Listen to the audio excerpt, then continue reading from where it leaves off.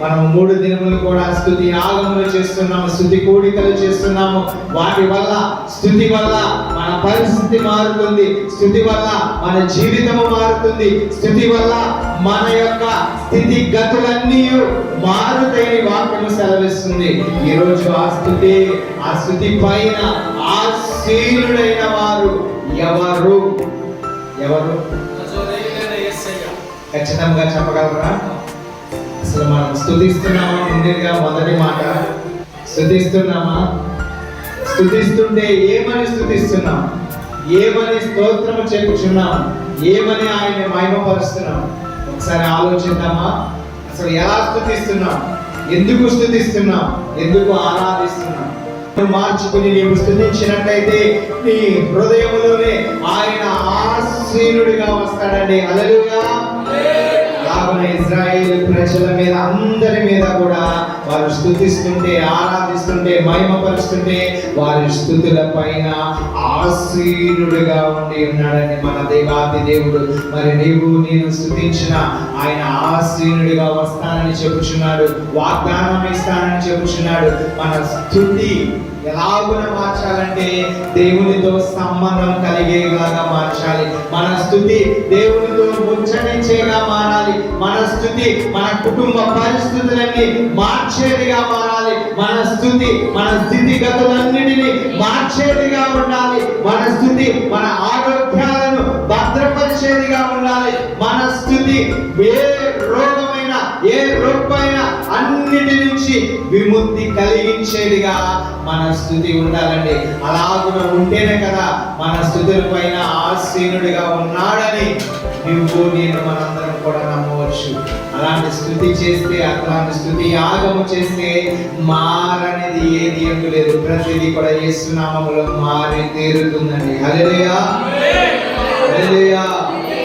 చూసినట్లయితే ఎంతో మంది అనారోగ్యాలు, ఎంతో మంది బలము లేకుండా, ఎంతో మంది కన్నీటితో, ఎంతో తృప్తి లేకుండా చాలా మంది జీవిస్తూనే ఉన్నారండి. నేను అన్యుల గురించి చెప్పడం లేదు, కానీ క్రైస్తవులుగా యేసు నామములో రక్షణ పొందిన బిడ్డలే అనేక మంది అట్టి స్థితిలో ఉండి ఉన్నారు. మన చుట్టుపక్కల ప్రాంతంలో అనేక మంది ఉన్నారు. అనేక బిడ్డలు ఆగునే ఆ స్థితిలోనికి ఉండిపోతున్నారు. ఎందుకని అంటే వారి స్థితుల పైన దేవుడు ఆశ్రయుడిగా లేడా?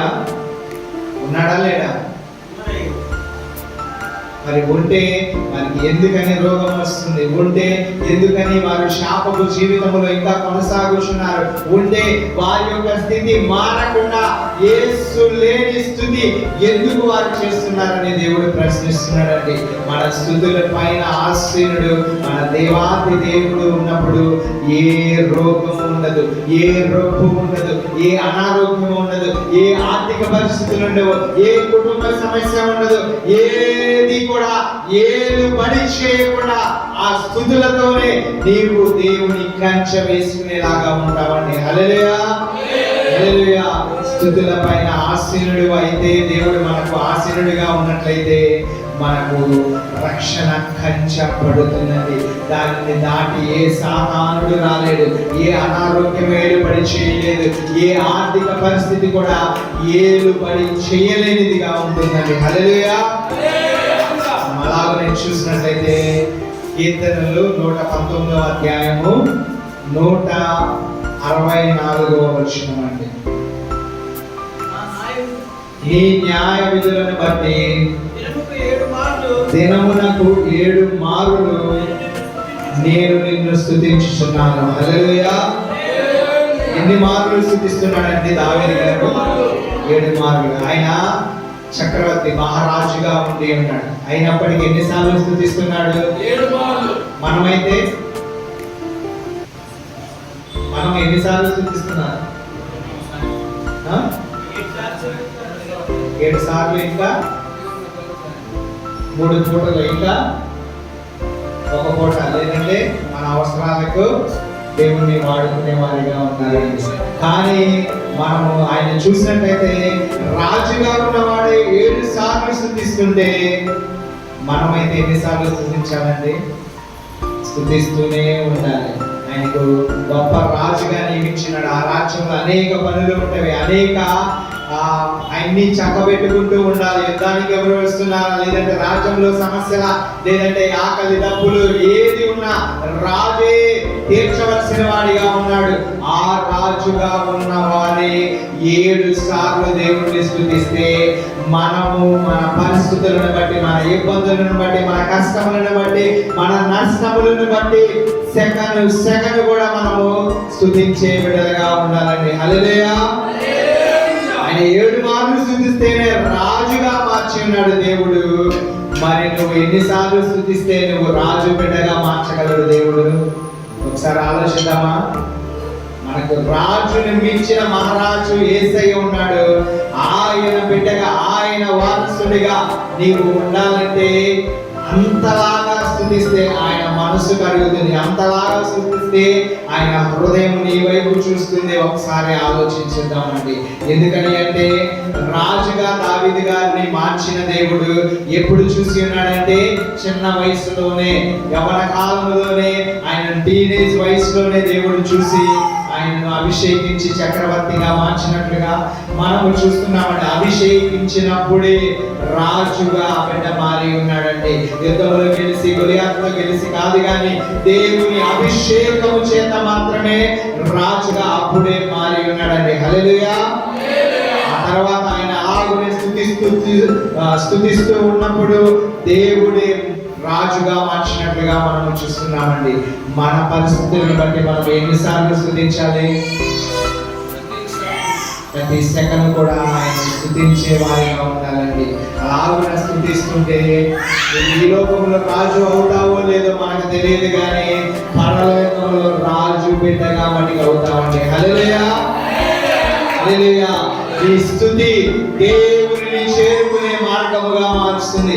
నీ స్తుతి పరలోకానికి దారి వేసే మార్గముగా మారుస్తుంది. నీ స్తుతి ఆయన పక్కన స్థానమును సంపాదించే విధముగా నీ స్తుతి మార్చబడాలి. హల్లెలూయా.